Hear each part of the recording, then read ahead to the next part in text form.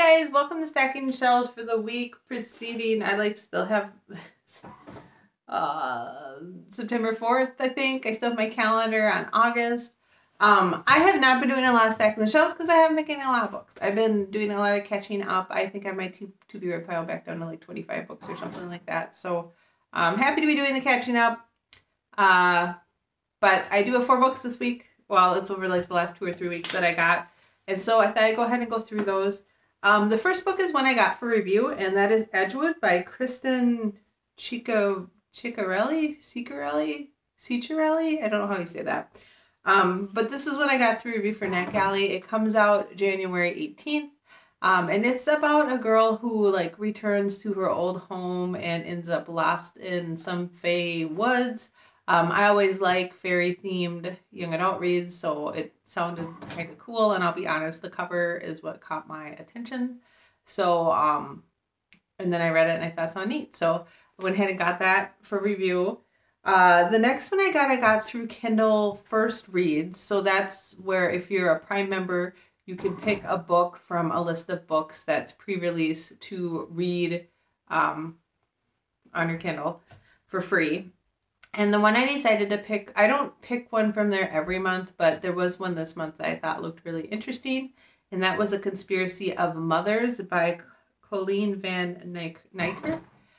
This is set in, ends up being set in Africa in the mid-1940s. And it's about a woman who's an artist who travels back to Africa to try to find her estranged daughter. It sounded really interesting. It just has a lot of, I haven't read about Africa in the 1940s a lot, and it had a lot of interesting history around that time. So yeah, very, I thought it sounded neat. Very excited to read that.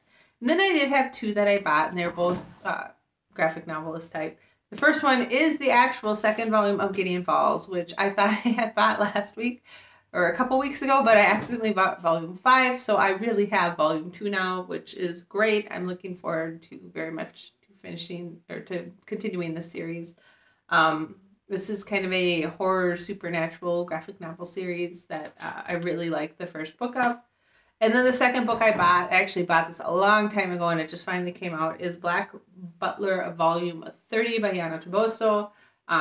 Really love the Black Butler series and very much looking forward to continuing it. And the last book left us on a pretty big cliffhanger, so I will be reading this very soon. I just got it today. So those are the 4 books that I got for the last few weeks. I haven't been doing a lot of Stacking the Shelves. I just haven't been getting very many books.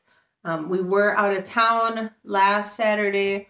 We were supposed to go up north camping in the Silver Bay area, but because of the Greenwood fire, air quality up there is really bad right now, so we decided to amend our trip. We still took the vacation time, but instead we just did a whole bunch of day trips. So we did a trip down to Minneapolis just to go to the Bakke Museum at Minnehaha Falls and Theodore Wirth Park and kind of hang out. And we went to Lakewood Cemetery, which is kind of a really cool cemetery if you at all find really grandiose cemeteries interesting. And then the second day we went out to kind of southwest Minnesota. We went to see the Jeffers petroglyphs, which is part of the Minnesota Historical Society, and they're like 7,000-year-old petroglyphs. They let you throw an atlatl, which is kind of like a sling for a spear, if you want to do that. My son did some of that and really enjoyed it.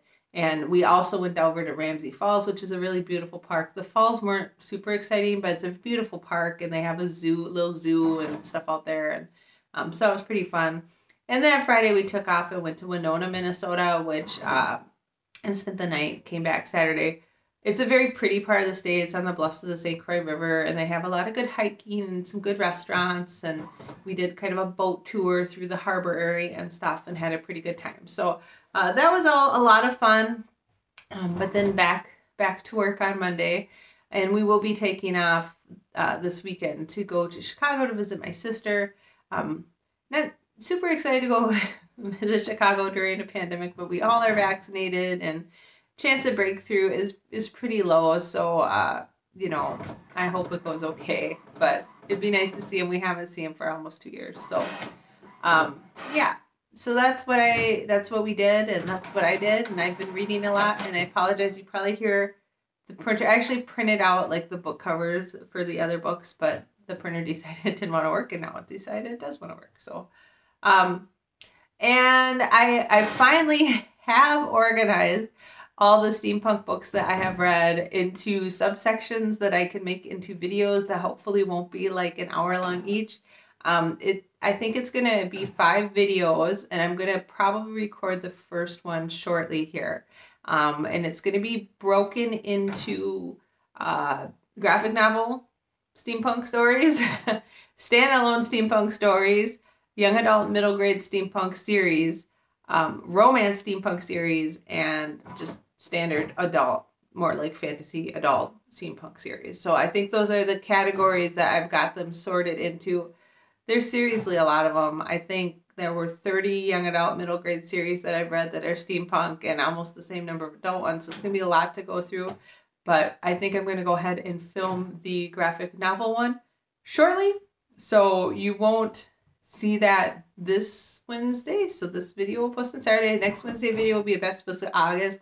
But then the Wednesday after should be the, I'm not even going to really say it's the best of graphic novels, steampunk novels, because I'm just going to go through like all the graphic novels I've read that are steampunk, from like best to worst. So I didn't forget about it. It's just taken a really long time to get through it. So that being said, I hope that you guys enjoyed this, that you're having a great end of your summer and looking forward to school. I know my son starts high school this year, and we had orientation and everything, and I think it's going to be good for him. He seems okay with it. I'm not going to say he's excited, but he seems okay with it. So, that being said, I hope that you got a lot of great books last week and that you have a great week of reading ahead of you, and I will talk to you later. Bye.